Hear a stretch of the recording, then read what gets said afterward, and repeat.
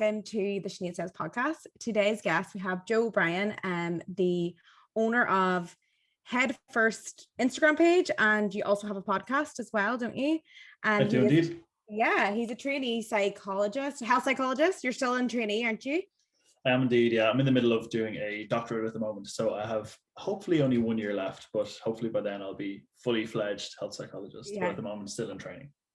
But you've done really well up until now, and I follow you religiously, and I love all your posts.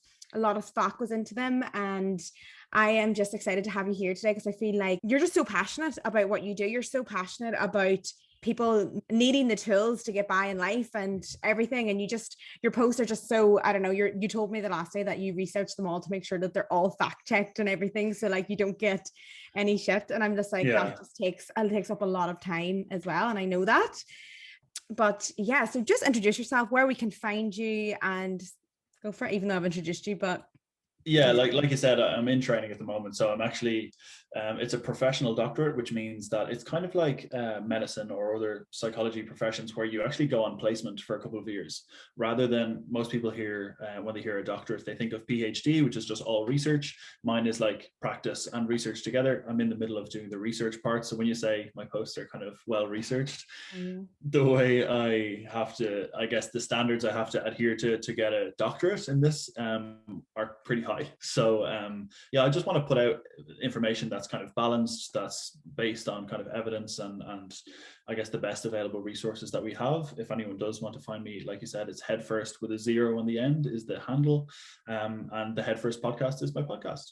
Yeah, so I want to dive into something. Like, me and you actually met up and we had a little bit of a conversation, and you know what, it kind of blew my mind a wee bit, and I really, really couldn't stop thinking about it after we had that conversation, and I just wanted to touch on this. So basically we talked about behaviors such as gambling, emotional eating, just any sort of addiction and behaviors. And you came out with, it should all be treated the same because it's all got to do with one underlying issue that's not being dealt with.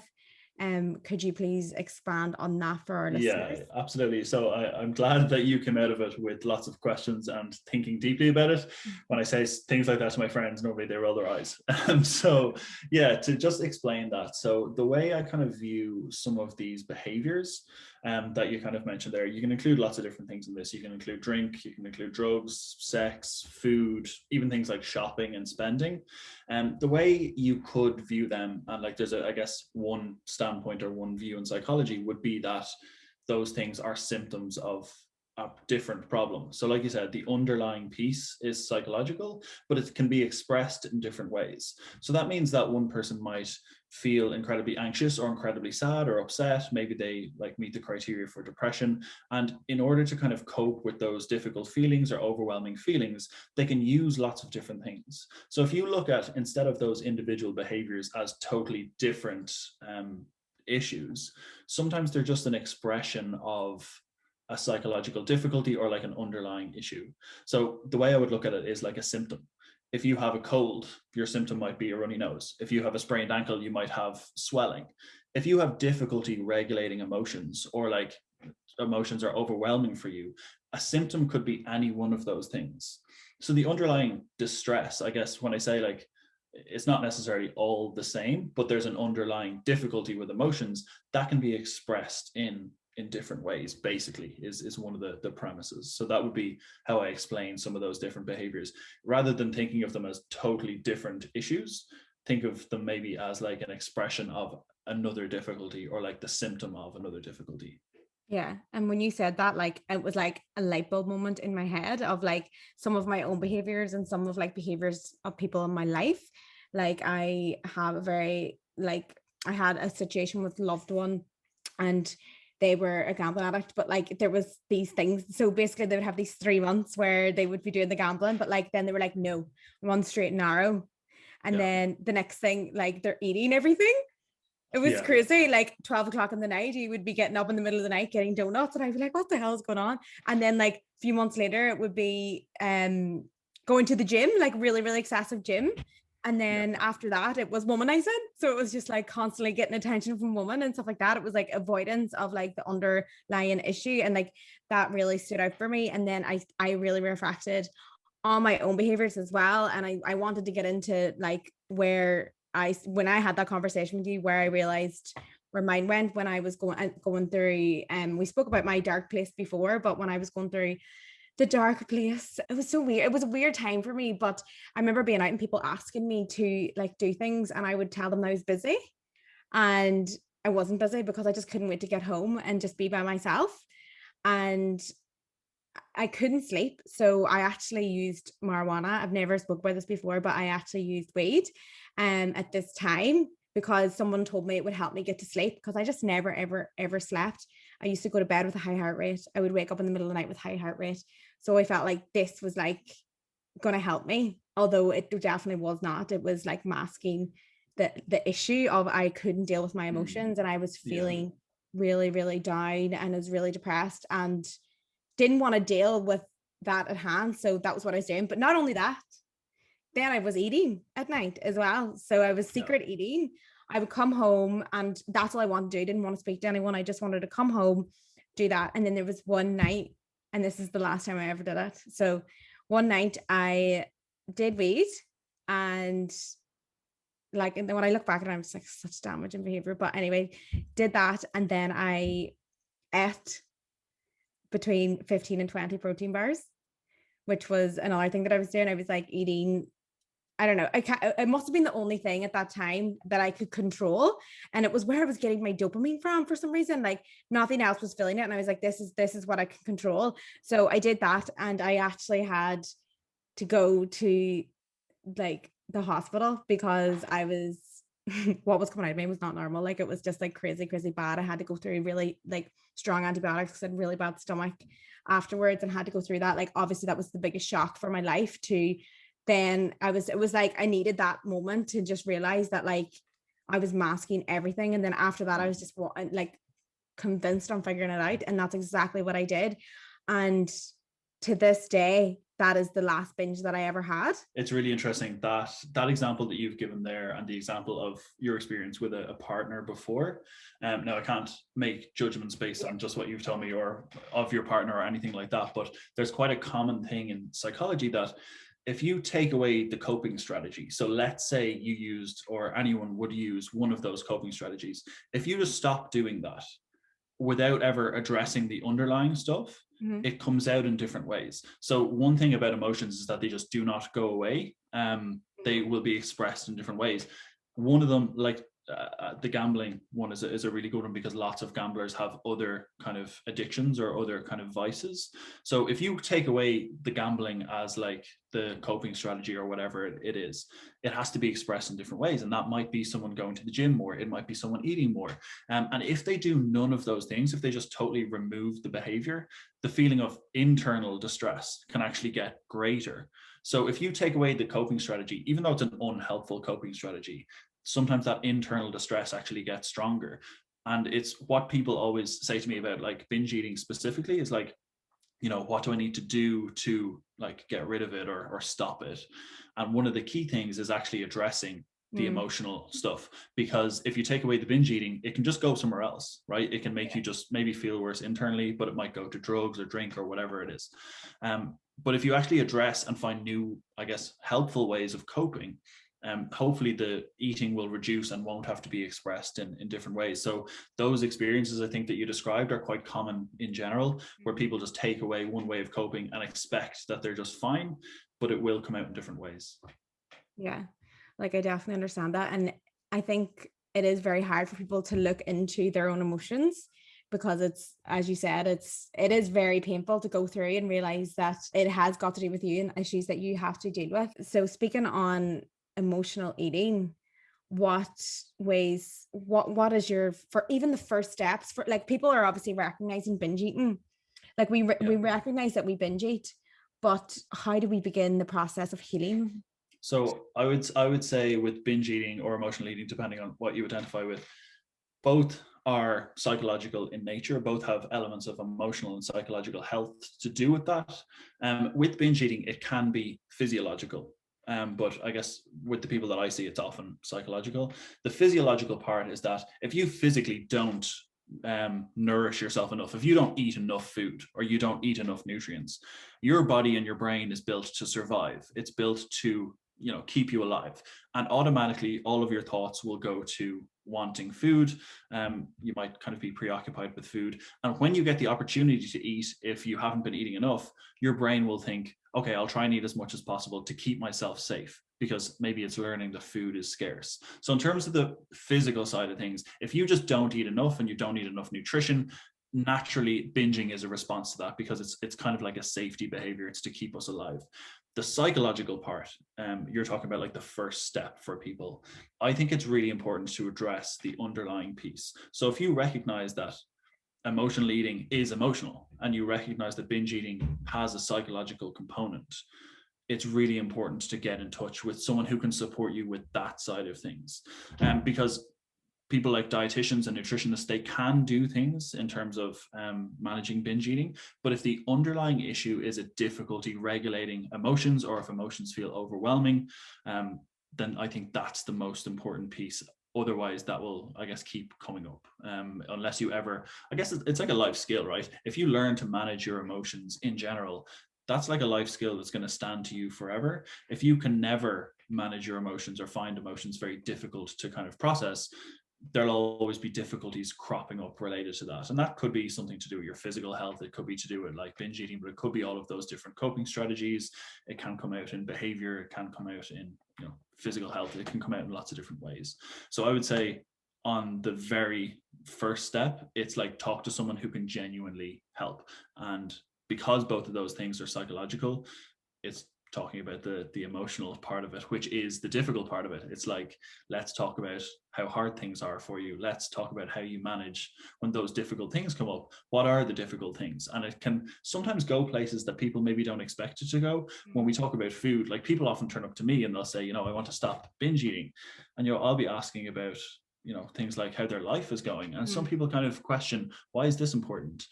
But eating doesn't occur independent of life. Like everyone has those experiences of, oh, I had a stressful day at work, I'll buy the Ben and Jerry's, or, you know, I'll just get the takeaway, because there's a very real relationship between our lifestyles and our emotions and eating. Yes. So I think it's important to work with someone who can consider all of that. That's what I would say. That's amazing. I feel like I'm getting a free therapy session. It's good. That's what I should do now, book you in and then like therapy session. Can I just ask, what is the most common emotion that people are blocking when they are binge eating, emotional eating? Like for me, it was like, you know, I just went through a breakup and I was in so much pain that it felt like it was the only way I could get my pleasure. It was my pleasure. I was so excited to go home and like eat and have nobody watch me and like secret eat. I would wait till my roommates went to bed and I would go and eat, even though like I hated it the next day. At that moment when I was going through those binges, like I was like I couldn't wait to get home, because it was like I was in so much physical pain or like emotional pain all day that this was the only thing that was making me feel good. And I'm guessing that's so yeah, that is quite common. In terms of the most common feelings after binging or after kind of overeating, it would be kind of shame and guilt would be the two quite strong ones that are difficult to process. In terms of the things that trigger people to actually turn to food, that can vary depending on the person, but there's, I guess with the people I work with and my experience in clinic, there's like a common theme of like a difficulty being vulnerable. And that doesn't mean like, that could be like opening up about feeling anxious or feeling upset, or even like you said, like happiness. Sometimes people forget that happiness is an emotion too. And sometimes people only celebrate with food. So there's that connection too. What I would say in terms of the most common thing is like the ability to be vulnerable and actually talk about difficult things is a massive challenge, but is helpful, I guess, or more helpful in the long term. And then the other piece that I think is important there is this feeling of disconnection.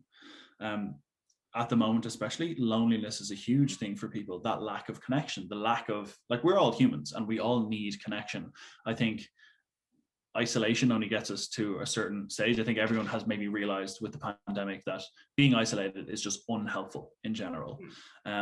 What I would say is that there's not a specific emotion that people tend to mask, but there is a common theme of not being able to be vulnerable or not being able to talk about those difficult feelings that do come up, regardless of kind of what they are. So I think the people who generally I would work with would have that across the board kind of. So when difficult things come up, or let's say it was a difficult experience or a traumatic experience that they've had, it's for them a lot of the time it's like, oh, I don't want to talk about it. I don't want to feel like a burden. I don't want to upset anybody. I don't want to feel those feelings again. So I'm going to ignore them. And all of that is like a challenge in itself to kind of be vulnerable. How hard is it to kind of open up and actually be upset with someone, or be, vulnerable, be in that place where you're talking about difficult things that maybe have happened to you or how you're feeling.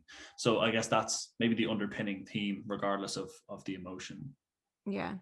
Another thing I wanted to note was just like journaling. And I don't know if anyone has like binge eater, if you have or whatever, but I had my experience with it in the past before I learned. I did a course in nutrition, and then I was like, oh, okay, this is not what I meant to do.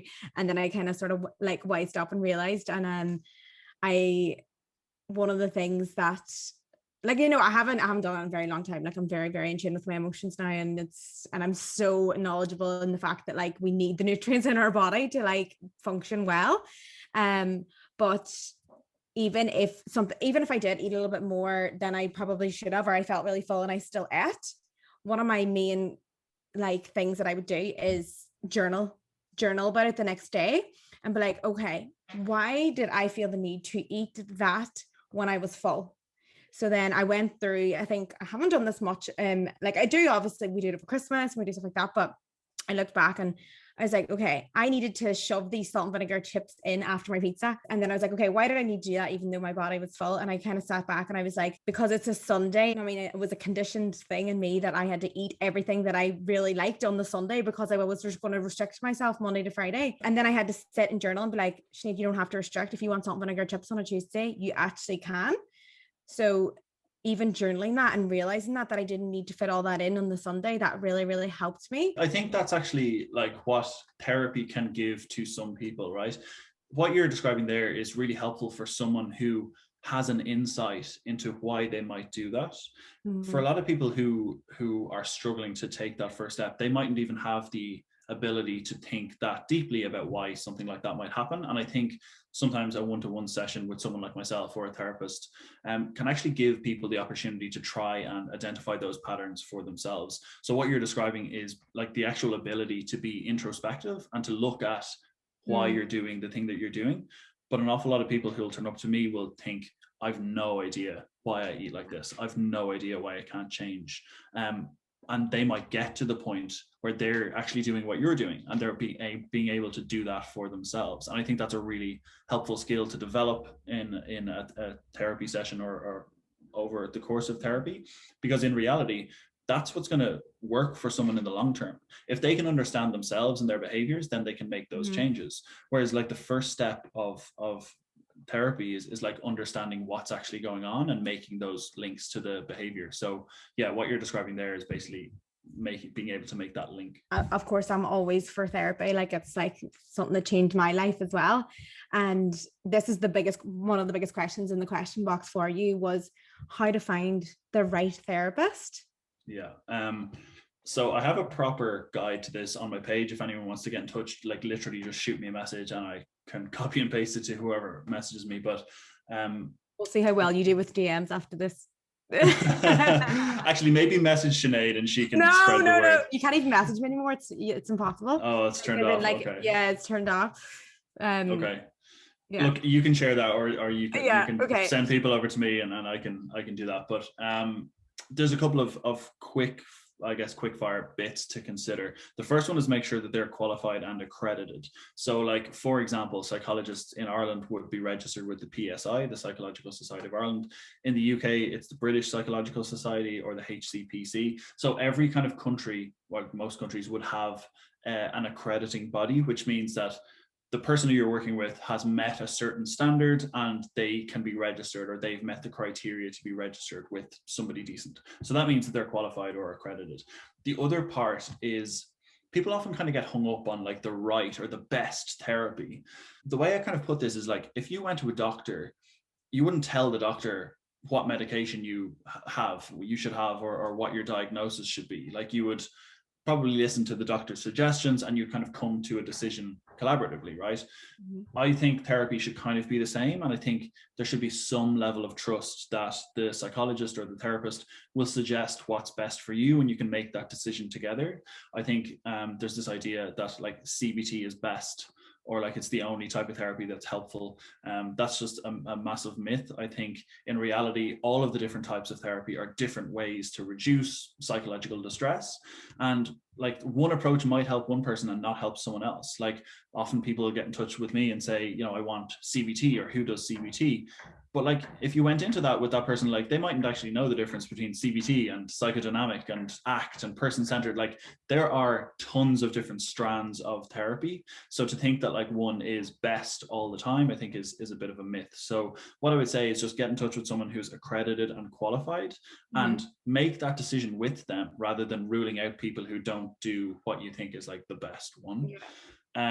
The best predictor of therapy, the best predictor of success in therapy is the relationship you have with your therapist. And that doesn't mean that they're your mate, like they probably shouldn't be just your mate, but it means that it's a space where you feel heard, you feel safe, and you feel understood. So you should kind of feel like the therapist is like on your side or like has your best interests at heart. And that's actually the best predictor of how well someone does in therapy, regardless of the kind of different approaches or whatever. So I think that's maybe the three biggest tips. And in addition to that, like we understand how difficult it is to find someone good. So if you wanted to get in touch with someone like me or any therapist and you weren't sure, you were like, oh, I'm struggling with this type of problem and you know that's not on their website, just ask them, like, do you work with this? This is what I'm struggling with. Do you work with that? And some people say, no, I don't work with, for example, eating disorders, but I know someone who does. Someone might say, oh, I don't work with phobias, but I know someone who does. It's just a simple kind of back and forth, tell them a little bit about what's going on and see if that's suitable for you. Yeah, because like I would obviously, I get hundreds of emails and I don't give out advice. Even though I say that a million times, people still think I do. So I just refer, and I have like obviously everyone on my website, you're on actually on my website as well. So and I just wanted to point this out as well about accredited, what you were talking about before. Like I done a course recently. I've done a few accredited courses, but in terms of like the course itself, like, you know, it's like it's like maybe I think the last one I did was like 20 lectures. It lasted like 7 hours or something like that. Okay. Do you know what I mean? So I just want people to be careful and to figure out what the criteria is as well. I'm actually, you know, I don't practice as a coach anyway. So I just do this. Like I would just tell people to just be safe and make sure that people are accredited in their country and they meet the criteria. Because if you look at that example, right, someone can do a like CBT course over a weekend. It might be 8 hours, it might be 10 hours. And the course would be accredited, but they wouldn't meet the criteria to be accredited by a governing body like the PSI. And if you compare that, right, and this is the kind of difficult part here, is that if you compare those people who do 10 hours training, like I'm in my 8th year of training, right, where we're required to do like 40 hours a week. And if you compare that, like, who would you want kind of working with you? Would you want the person who did the weekend course, or would you want the person who's done 8 years? And that's the difference when it comes to like accreditation, I think. Yeah. No, it's good to know, because I don't think many people know that like at all. And I like you just said there, right? You do 40 hours. You've done 8 years. I didn't know that. That's a lot. And I think to have that passion and to go through 8 years of work, there has to be some sort of why there. You've got a very big passion for it. You also deal with a bit of trolls as well. Oh yeah, I do. Yeah, big time. Going through the negativity for me is easy in a way, because I'm just like, look at all these people that I help. The way that I speak to my people is the way I would speak to the younger self that needed that information. And I think the why gets me through the negativity, and it gets me through all the hard work. And I think, like, for you, is there some sort of why that like bubbles inside you that you're like, I want everyone to know this information? Because you do work really hard, and you like, I actually have seen some of your trolls as well. And we talked about trolls, and I was really surprised. I was actually really surprised you had trolls, really, really surprised. And I love that you don't care, and you just come across like no, this is a conversation. This is not me telling you what to do. This is me having a conversation. Yeah, that came up recently, actually, quite a bit. I can find it difficult when people are really rude. I actually wrote a post about how to be nice to people online, because I find that, well, all the research actually says that doing stuff on social media dehumanizes you a little bit.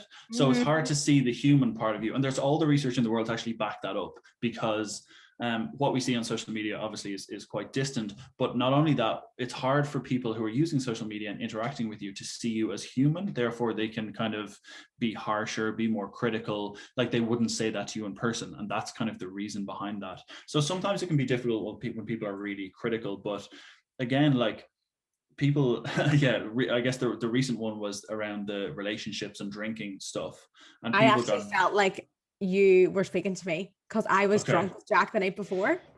And then you put this thing up and I was like, oh my God, he just tore me a new asshole. Like I literally felt like that. And then I was like, oh, was that about me? And I was like, me and Jack do get drunk on a Saturday night and put it up. Like, do you know what I mean? And then I was like, Yeah, so but I think, it made me really, really think. And I just think that was the best thing about it. And then I yeah, even had a conversation with Jack about it after. And that was kind of like the purpose of it. so exactly that. And actually, I've got a couple of different messages that said that to me, right? People were like, ignore the trolls. This actually brought up a really important topic for me, right? And you're right in that the way I presented it, right? I get that it was like, Hold on. I said, Let's explain it as well, because I don't think the listeners will know what we're talking about. So, okay, yeah. so yeah, a couple of weeks ago, I wrote about relationships, and I was saying that so a lot of people on social media were posting about drinking with their partners, and I posed the question. So I said, if this is the only way people have to enjoy each other's company, what does that say about the relationship? People got very upset because what they assumed was that when I saw people drinking with their partner, that I was judging them for doing that, or that I was saying that that was wrong, or that's a bad relationship to be in. And that's not the case. Like, as a psychologist, we would never jump to the conclusion of something based on one piece of information. It's about taking all the pieces of the puzzle and putting them together. But what it brought up for me was like, if this is the case in relationships, and people only can have fun together by getting drunk, or their relationship revolves around drinking, what does that say about the relationship? And lots of people got really upset about that. But again, people like yourself also came back to me and said, this brought up a really important conversation. And I don't think it was that much of a stretch. I don't think it was that much of a stretch to bridge that gap, because the other side of that was actually really upsetting. I got lots of stories from people who, like, a really common one was, people would say that they're in their relationship previously, they would only hang out with each other, only connect when they were drunk or drinking. And most of their enjoyment was kind of centered around going to the pub or whatever that looked like. And people were telling me their stories of, like, when they grew up, maybe they moved in with their partner, maybe they started a family, and in turn, the nights out reduced and the drinking reduced. They started to realize that the relationship wasn't this true connection, that there was nothing there outside of the kind of drinking and the big nights out. And I had people messaging me saying, like, it's really important that you're bringing up this topic. I wish someone talked to me about it when I was younger, because people were messaging me about their divorces, fighting about custody over their kids, like relationships breaking up after buying a house, because this was an issue. This is an issue, I guess, still for some people.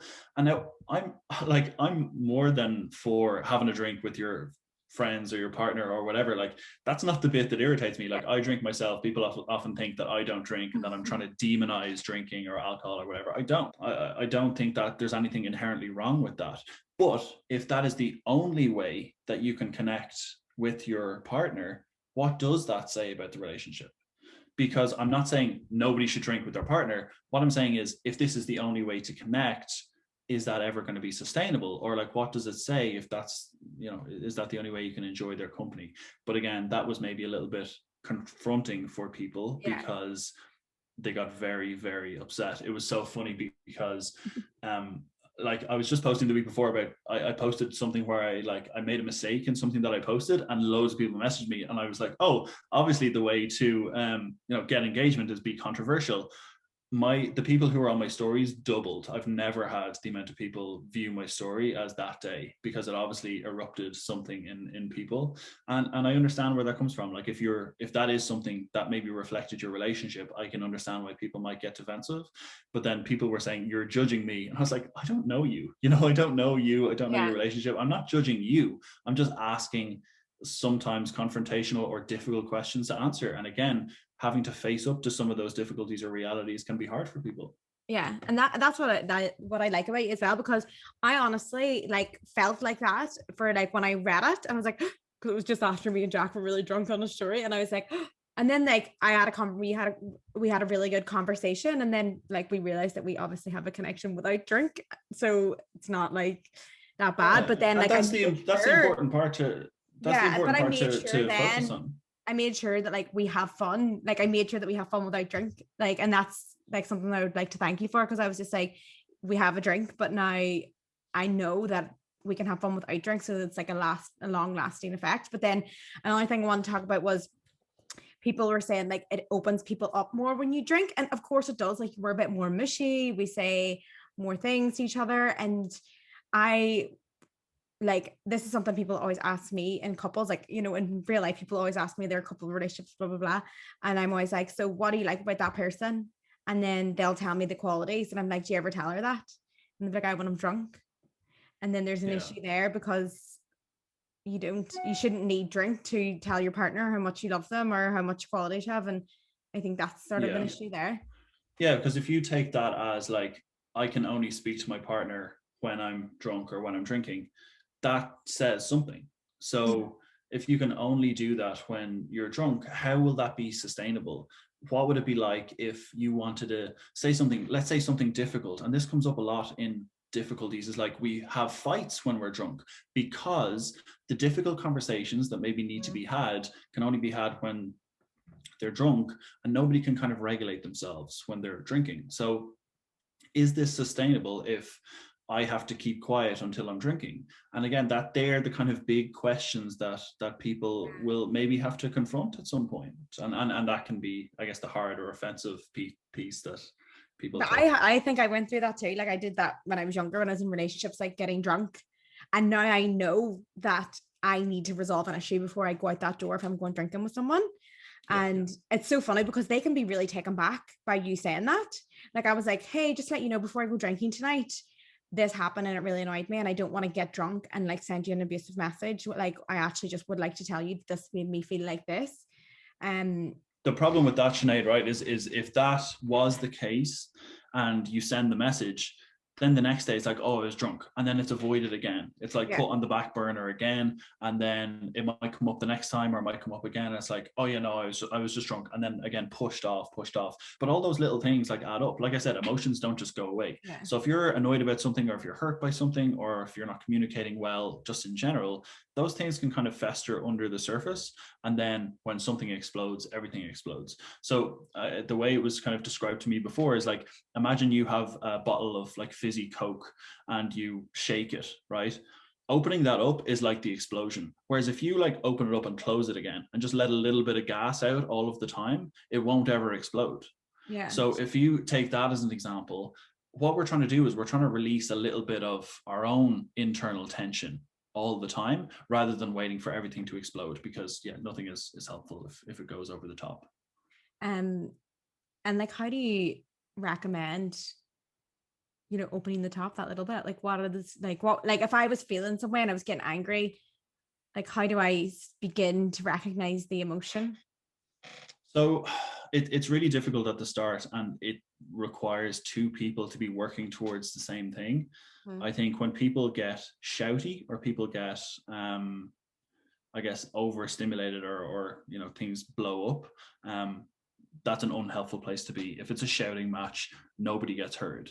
Whereas if you were to bring something up, like I would always phrase it as I feel, or I would like this, or like stating your needs. Like there's a lot of work to be done on kind of boundaries and things like that. So let's say I was annoyed at you for going out late, okay, I would say like, oh, I was really upset by that because I felt really lonely, rather than you can't go out at night, you're staying up too late, and you and the blame is always on the other person. Yeah. Rather, let the person know how you feel about it. So I feel like this about it, this is what I'd like, and leave it up to them to change if they want to kind of improve the relationship. If they don't want to improve the relationship and you're stating your needs and you're stating your boundaries, then that says something about them.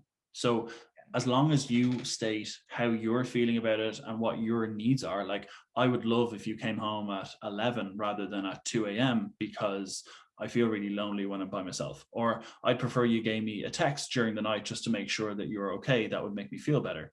And if they don't do that, then they're not considerate of you. But if they do that, they're respecting your boundaries and you're kind of communicating how you feel about it rather than telling them that they're at fault and they're to blame. Because sometimes they're doing something that's like not maybe even problematic in general, but it still might make the other person feel hurt for lots of different reasons. So I think it's all about saying how you feel and what you need rather than putting the blame on the other person.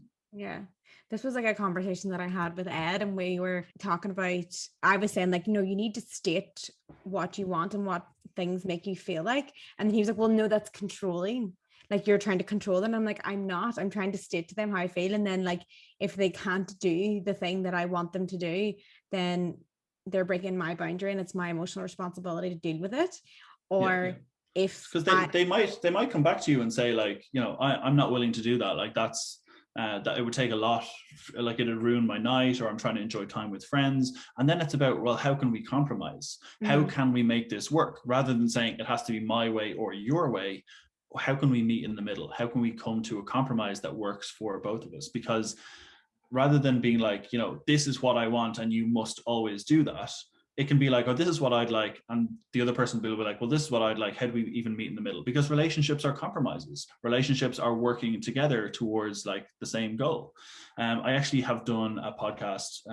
I think we spoke about it at the time about relationships, and I got so many questions from people from your page actually that I have done on my own podcast that I think people would find really, really helpful from a relationship psychologist, someone who works solely with couples. So if people do want to check that out, I think that would be really helpful in terms of just trying to get on the same page with your partner. Yeah. And I think that I actually like started listening to that recently. Actually, I haven't finished yet, but I will get there. So if anyone does want to like listen to that, it's on the Head First podcast, isn't it? Head First podcast, yeah. Yeah, because that's another thing I want to ask you. What do people come to you for most? Because for me, right, this is what I talked about with Lisa. We were saying that people come to me, and for me, I could say before I read that message, I know what it's about. Like for me, it's somebody asking me a question about a relationship, and the boy, it's usually a girl asking me, and they're like, he does this and he does that, blah, blah, blah. But it's all got to do with their relationship with themselves. And that's sort of like, is it like the overall issue for me that people just don't know how to validate their own selves, and that they go to someone else to feel good. So that was my biggest like thing that came into my inbox. So I was just wondering, like, what is the biggest issue for you? You probably all get different types compared to me because mine's all relationships, but so yeah, I started out very mental health focused, and when I first started my page, I was planning on actually doing clinical psychology. Well, when I say planning, I was kind of in between doing clinical and health psychology. Health psychology is more focused on how psychology impacts physical health. So now I think the majority of people either get in touch with me for advice about finding a therapist or getting in touch with a therapist. So I work for a company called Spectrum Mental Health in Dublin, and we have like 30 clinicians on our team, and you know, I can kind of refer internally if someone's looking for support. But I guess in terms of people wanting to work with me, it's generally around weight management, emotional eating, binge eating, all of those different things. The thing is, like, that's the behavior or the presentation that comes up. That's a symptom of something else. So the underlying piece can always be different. That could be like traumatic experience, it could be like diet culture, it could be like just the way they've learned to cope without having any particular difficulty come up. It could be like malnourishment. So there are all these different pieces that can result in the binge eating or the emotional eating for someone, and the kind of why behind why they're doing that can be totally different. Yeah, I think that's good for people to recognize as well, because people just think they're binge eating or they're eating because like they don't know why they're doing it, and I think that's so important. But they think it's all the same reason. Like they think like binge eating is because of X, but rather than realizing binge eating can be an expression of like so many different factors. yeah, I hope people recognize that as well, because when you said that, I was just like, boom. And then I reflected on all my behavior in that way. And then I was like, oh, right. Okay. And then like, just really helped me. So I'm hoping like this will help others. Another thing I want to talk about is what you talked about today, because I am triggered. I'm triggered again. I'm not triggered by you. I was actually triggered by someone else because they were talking about, so the Instagram versus reality. Bodies that look like this also look like this. Bodies that look like this also look like this. And I think it was Duran that put up, and he was all, you shouldn't be doing that. Like these people are like taking the piss. And then me and Siobhan had a conversation about it as well. And we were like, what is the best way to go about normalizing just normal bodies rather than saying, pointing to it, you know? So I wouldn't actually criticize people. Like I agree that when people are like the typical attractive body and they do that, you know, body comparison thing, and the kind of reality version or like the other version like isn't really, you know, it's pretty much the same. So I wouldn't criticize someone for that, because I think you're right. the feeling of feeling uncomfortable in your body isn't anything related to size. So feeling uncomfortable in your body is not an external thing. It's interesting because they've done research on this. The feeling of feeling fat, right? Mm-hmm. The same percentage of people feel fat at a normal BMI versus like overweight or obese BMI. The same number of people, or approximately the same percentage of people, will feel fat or will feel uncomfortable in their own bodies. What that shows us is that feeling of discomfort is an internal thing. It's nothing to do with how you look. So people who are putting that up maybe do feel uncomfortable, even though to us they look like, you know, the typically attractive body or whatever that looks like by society's standards. So how do we kind of address that without, I guess, pointing at the body? This is kind of the difference. I interviewed someone yesterday who has struggled with anorexia for about 15 years. And what they said to me was, and it has stuck with me since, they said that they feel internally in themselves that they don't feel good enough, that their body like shouldn't look like this, or they should be smaller or whatever. They said that they don't want to start to work towards looking in the mirror and being like, oh, I love my body, I look great, I look fabulous. They don't want their body to even be part of the conversation. They want it to be totally neutral. So it's not about looking and maintaining the focus on the body, but just trying to love it. It's more like, why is it even important? It's more, I guess, challenging the idea that the body, regardless of how it looks, is important. And I think that's the bit about objectification or self-objectification, which is the idea that we focus on our bodies as this valuable object or something that's really important. Why is it important? And one of the things about self-objectification is that it's associated with negative body image. It's associated with poor well-being. And people start associating their happiness depending on their size or their weight. So it's this association with value. And when we keep the focus on the appearance, even if it's the normal photo or the like posed photo, it doesn't really matter. The underlying message, even if it's the normal or not, is that the appearance is still something to focus on. So you're learning implicitly that the body is important. Whereas the neutral approach, which is like, you know, the I weigh movement, so like where people say like I weigh, and they would say their own personal values. It's not about their weight. It's about focused on who is the person. So it's moving away from the idea that weight and body size and shape is important.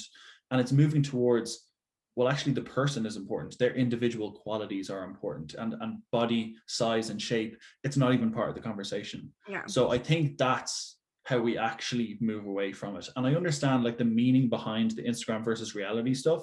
The meaning behind it is, let's challenge the idea that what we see on Instagram isn't necessarily reflective of real life. And I love that idea. But I think using the body to make that point, it kind of defeats the purpose a little bit. There was a really interesting comment on my post that I did yesterday. I did an Instagram TV on this. And one of the comments was, your body shouldn't matter. Let's stop talking about our bodies. But here's a picture of my abs. You know, that's what we're saying. It's like, let's stop focusing on body image, but here's 2 pictures of my body that look different. So I think that's there's a bit of a mismatch there in terms of the value of those photos. Yeah, no, I can actually relate with that, because I got triggered by someone saying like, oh, these people are like making this up. But I can truly relate to the fact that no matter what you look like, you can feel uncomfortable in your own skin, no matter like what weight you are. And like that really triggered me, because I was like, how dare someone say that person's making that up? Like, that probably was really brave for that person to post. But you're so right in that the body being a function, because it shouldn't even be part of the conversation of like defining who you are. And I wrote an article recently about even just pointing stuff out. It shouldn't, like, especially for a younger generation. Like, I grew up with my mom and her friends saying, look at this, look at that, like pointing their things. And for me, even just talking about it, or maybe in conversation, like say mom would say, like they would talk maybe like, oh, someone's put on weight. And I internalized that as that putting on weight will make your friends talk about you. So I internalized any of that, like it's not okay. So I was just like, why don't we just stop? Why don't we just stop commenting on people's weight, appearance, like, and just accept them the way it is? Now, one thing that this is what my trolls say, right? And this is what triggered me to write the article. So my thing, the thing that they have to say negative about my body is I have a flat ass. And I'm like, why does my flat ass, like, what's that got to do with you? So you can imagine that person who's trolling me and they have kids and they're saying, look at Sinead Higgerty, she has a flat ass. You're internalizing to that child that her body, if it turns out to have a flat ass, is not okay, and that she will be talked about. Therefore, anytime that anything happens in her life or she feels like that, she's just going to feel like that's not accepted and that's not okay. So I just want people to realize that who cares what they look like? Because it's not even the focus. It's not even that they should be part of the conversation. And that's really interesting, because a common theme amongst the people that I work with will be the messages that have been put on them, whether that's by their family or by like diet culture. And the example that you're giving there is, although let's say the mother and child the mother is criticizing a piece of your appearance, right? Even though they're not criticizing the child's appearance, the child is learning, again, implicitly, that bodies are valuable, our bodies are of importance, and without the right body, you can be criticized. You must live up to the perfect ideal or people will criticize you. And that's a really, really unhelpful message to be getting out there. So yeah, you're right. It's about like moving away from the idea that any part of you is flawed or not, or normal or not, and just like, let's move away from that. And just, if you want to post a photo of your body, you don't need to explain if it's the normal or the post. You don't need to explain if you use the filters or not. Like, just why is it part of the conversation? Because even focusing on the normal and by comparison to the other photos, we're still giving the message that the bodies are there to be objectified, they're there to be looked at and assessed. And I think that's an unhelpful message. Yeah. And I hope that if anyone's listening to this, like, they'll just take a step now because people unconsciously comment on other people's appearance and weight because it's a topic of conversation to keep people like having a conversation. Like, I notice that a lot. Like, people will just talk about what other people are doing, and it's crazy. Like, I actually like felt so when I put on weight in my life, in times I put on my weight, it's like I have to go and tell people like, hey, just let you know before you see me, like, I've put on weight. It's like this crazy, because I knew that they were going to talk about it because I listened to their conversations. So I knew, and that made me feel it was unaccepted for me to put on weight. And of course it should be accepted that I put on weight. Like, we put on weight, we lose it, we put it on, we lose it, like, of course. And I just feel like you're right. People just need to just get on with it and not talk about it. And that's the conversation, like your post kind of spiked a conversation between me and Siobhan today. And she was like, yeah, I know, because I used to talk about cellulite and be like, look, this is me post my cellulite. Now she says I don't say anything. I just get on with my life and just. Yeah. And that was the big argument that I think came into my DMs when I posted about the Instagram versus reality, is most people were just saying, just post the reality without this big explanation. Just post your normal self. You don't always need to pose or whatever. And you don't need to explain yourself if, for example, you've put on weight. You don't need to explain yourself if you have cellulite. You don't need to explain yourself if you have rolls on your stomach or whatever the feature is that people are focusing on. That's the part that continues the conversation on the body as a thing of importance. And I think getting away from that is how we challenge that. Kind of like Siobhan said she's doing about the cellulite thing. Yeah. And like I didn't ever notice that before. Like I knew she used to always talk about it. And then like now she just doesn't. And then like that made so much sense. She's like, no, I just put it up because like talking about it just draws more attention to it and that it's not accepted. And I'm trying to make it accepted. And that's not what I want to do. Like I just put it up and that's that. Yeah.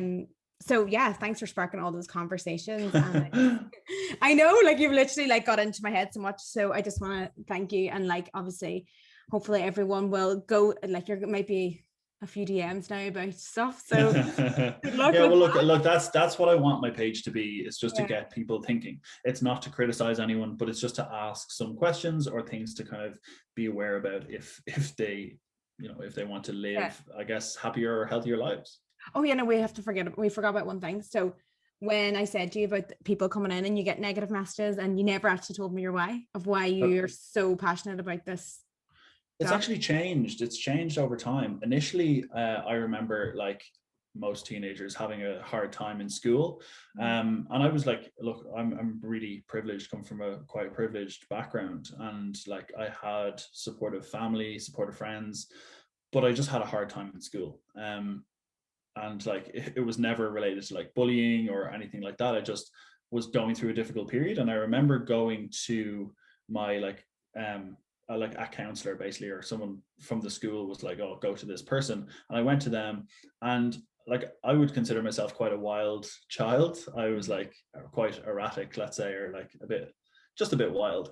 And I remember the counselor telling me, and like looking back on it now, they weren't qualified or accredited, but looking back on it now, they basically gave me the message that if you weren't such a brat, you wouldn't have all like these difficulties coming on you, basically. And that's like the worst message you could ever, like, to blame the individual for being a certain way is like the worst thing you could kind of say to somebody, especially at that age. So that was like 15, 16. And like they were totally normal teenage things, like, you know, your first love breaks up with you and like, you know, those type of totally normal things. But I just had a hard time with it at the time and wanted to kind of, it came out in my behavior and wanted to see someone.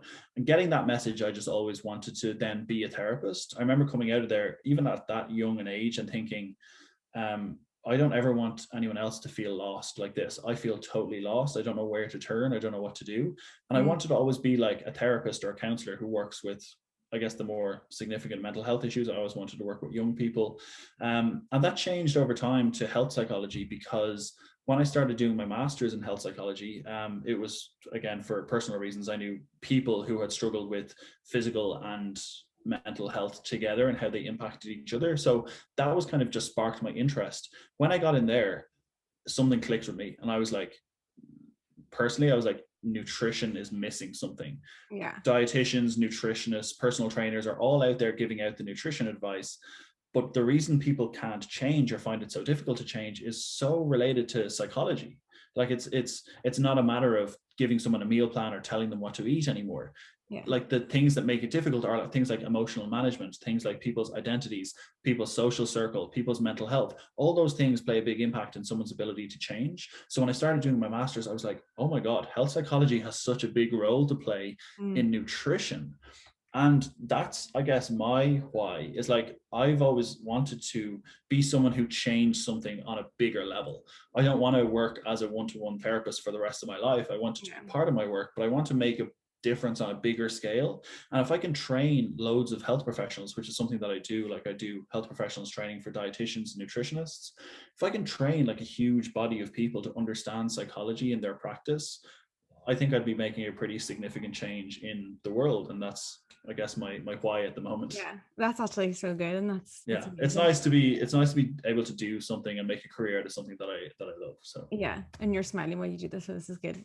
I love that. I love when people have passion, do you know what I mean? And like I always knew that there was a nice why behind yours. and I just didn't know what it was, but I knew it was because like when you come on, like you're passionate about it. Like there's so many people that give up their when they start off, especially with Instagram, because they just can't deal with the negative comments, and like your why has to be like literally pushing out of you. And yeah, I suppose that's why, because you were lost. You're an expert of experience in terms of like going to a therapist, and you don't want people to get that same reaction that you got. So that's a really, really good message to portray. So yeah, like I think like we are out of time anyway. And I think I really hope this sparks conversations between everyone that's listening. And I'm so excited for you to listen to this and start to understand your behaviors more, especially to do with binge eating, because that was the biggest thing in my inbox. It was all about emotional and binging and stuff. So I really hope that people can spark the conversation and go for some treatment, and maybe just talk to someone and go to the further afield. And I just want to say thank you. And you've said where can we find you, or where can they find you at? Yeah, so if you just, I guess the main place to get me is Instagram. It's at headfirstzero.